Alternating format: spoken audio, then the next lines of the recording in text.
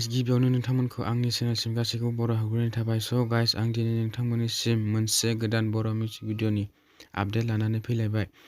नोंथांमोना आंनि भिडिअ'खौ जोबजासिम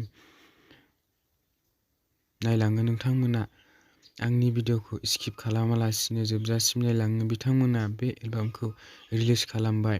बे भिडिअ'नि लिंकखौ डिसक्रिपशन बक्सआव होनानै दोनदों, नोंथांमोना नायनो हागोन।